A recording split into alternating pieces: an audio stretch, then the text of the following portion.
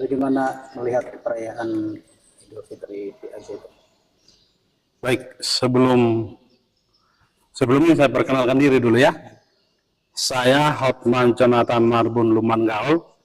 Saya penulis dan jurnalis. Nama pena saya singkat menjadi Hojot Merluga. Tentu itu bahasa Batak dan orang Batak pasti mengerti artinya itu. Ini kelima kali saya ke Al Zaitun. Pertama di tahun 2002 bersama Bapak CH Robin Simanulang. Memang dulu saya bergabung dengan beliau dan saat ini kami juga tim, beliau juga ketua penasihat kami dirikan Forum Jurnalis Batak, saya sendiri sekretaris jenderalnya, dan Pak CH Robin Simanulang menjadi ketua Dewan Penasihat dari Forum Jurnalis Batak itu. Sebagai orang yang sudah 5 kali ke Al Zaitun, saya selalu tersentuh dan selalu rindu ingin ke tempat ini, mengingat ini peradaban yang luar biasa, yang menggelorakan dan membuktikan praktek toleransi di Indonesia.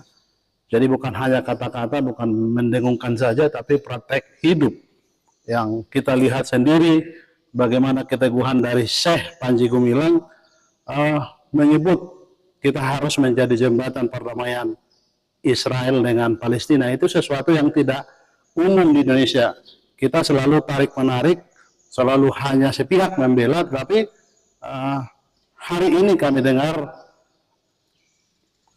sebagai khotib beliau tadi khotbah di sholat Id, saya dengar sangat tersentuh bagaimana beliau menceritakan kita tidak bisa tidak ada hubungan. Seluruh manusia di alam semesta ini punya persaudaraan yang tidak boleh kita saling menafikan begitu. Saya kira itu dulu pengantar Bapak.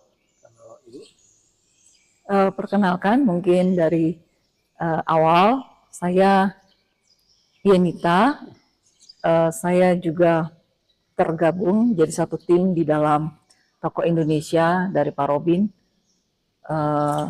Saya sebenarnya sudah lama sekali baca dari Tempo beberapa tentang Al Zaitun, tapi saya sendiri belum pernah ke sini. Jadi baru kali ini saya ke sini. Jadi dari rekan-rekan yang lain, saya yang baru pertama kali datang ke sini.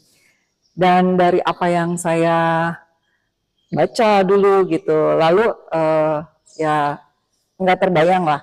Begitu lihat faktanya, lingkungannya, ya amazed aja ya, luar biasa gitu.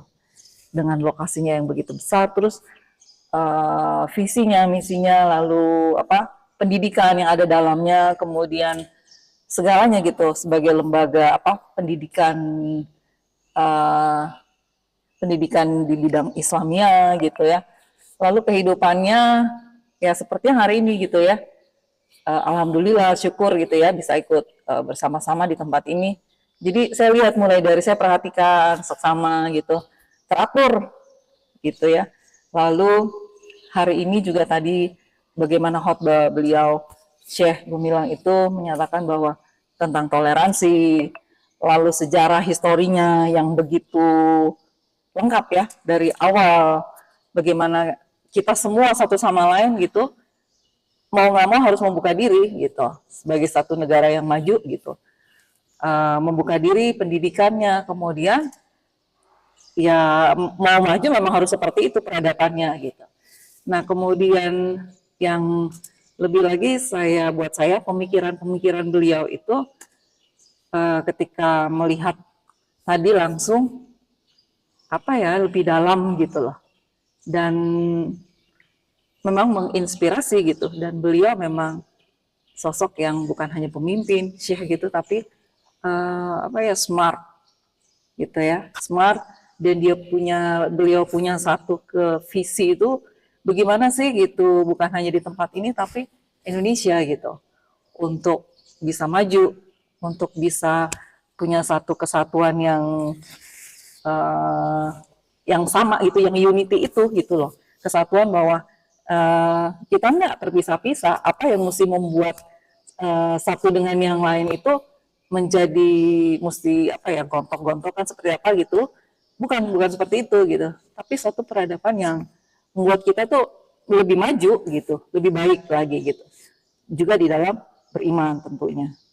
Tadi Itu saja. Pak Robin juga di sop depan dalam sholat Id. Padahal Pak Robin kan bukan Muslim. Pak Robin merupakan Nasrani. Apa yang bisa Ibu gambarkan dari kejadian itu? Kalau saya melihatnya dari sisi apa ya, menghargai gitu. Menghargai bukan sebatas di mulut kita slogan, ayo kita bikin suatu kegiatan apa, bukan seperti itu. Tapi kita tunjukkan gitu. Ya dengan mungkin dengan seperti hari-hari raya besar seperti ini, tapi lebih lagi menjaga satu sama lain tuh silaturahimnya, saling menjaga gitu. Jadi perilaku gitu. Landasannya mesti di situ gitu.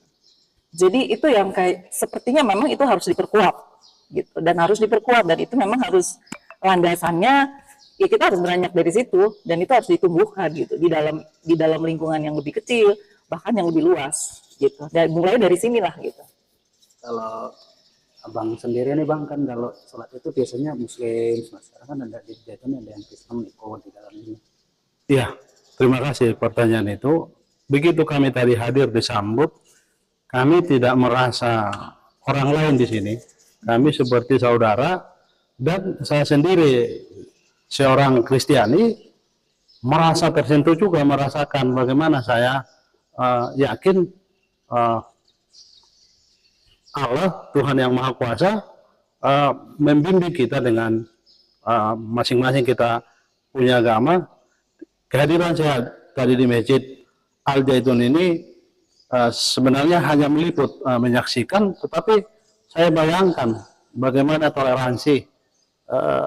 Barangkali kalau tidak ada toleransi, karena kita sudah terpola misalnya kita berbeda agama kan dijaga atau dilarang masuk ke ruangan ini begitu. Dan saya lihat sosok dari Syekh Panji Gumilang, beliau itu kan sudah berkali-kali juga hadir di tempat ibadah orang lain. Nah, terutama di gereja misalnya, beliau pernah, saya tahu, di KBP Ekononia di Matraman itu pernah hadir dan membawa rombongan. Tidak banyak tokoh muslim menurut saya bisa nyaman datang ke gereja, dan kalau tidak imannya, wawasannya luas, pikirannya luas begitu. Ini sesuatu yang harus kita banggakan. Tentu sebagai pemimpin beliau berhasil karena dirogoh lewat pendidikan tadi. Tapi saya kira keberhasilan beliau juga ditunjang semua tim, termasuk bapak-bapak di sini yang mempublikasi. Kita tahu bagaimana perjuangan dari Al Zaitun ini sejak dulu dicap atau dianggap kelompok atau bagian dari NII ya. Kami tahu itu. Karena saya sendiri juga sempat membantu di Berita Indonesia, majalah Berita Indonesia yang kerjasama dengan tokoh Indonesia melahirkan Berita Indonesia dengan Al Zaitun. Saya sempat bekerja di situ. Di tiap edisinya kan ada lentera menjelaskan apa Al Zaitun. Saya kira sudah terjawab sekarang bahwa Al Zaitun itu memang menjadi contoh, menjadi patron bagi bangsa ini secara holistik bagaimana mengelola lahan yang dulu dianggap tidak subur tetapi berhasil, tapi bukan hanya humus tanahnya dikelola, tapi jiwa dari orang-orang yang ada di sini, orang-orang yang dibesarkan di sini dilatih untuk menjadi garda terdepan. Menurut saya 10, 20 dan 50 tahun ke depan Al Zaitun menjadi barometer Indonesia. Apa yang bisa Abang simpulkan dari wawancara dengan beliau? Tadi kami wawancara dengan beliau fokus tentang bagaimana meresumi sebenarnya sari dari pikiran khotbah beliau. Khotbah beliau semua tadi tentang sejarah. Bagaimana kita tiga utama agama, Yahudi, Kristen, dan Islam, nenek moyang sama. Abraham kami sebutkan, Ibrahim oleh Islam. Itu kan menggambarkan bagaimana kita tidak boleh saling menafikan tadi. Kalau saya tangkap, dan hasil wawancara kami itu, kami ingin tahu apa sih pikiran Syekh, bagaimana Syekh menyadari pentingnya toleransi itu. Toleransi kan bukan kita misalnya seperti kami hadir di masjid ini, kami jadi misalnya terganggu perasaan kami merasa agama yang kami anu selama ini salah, lalu kami berbalik. Itu bukan itu toleransi. Toleransi kami sadar bahwa ini jalan Tuhan, tapi yang agama kami terlalu juga saling otokritik menurut saya. Jadi hasil dari wawancara itu menurut saya mengingatkan agar toleransi itu terus diperkatakan begitu.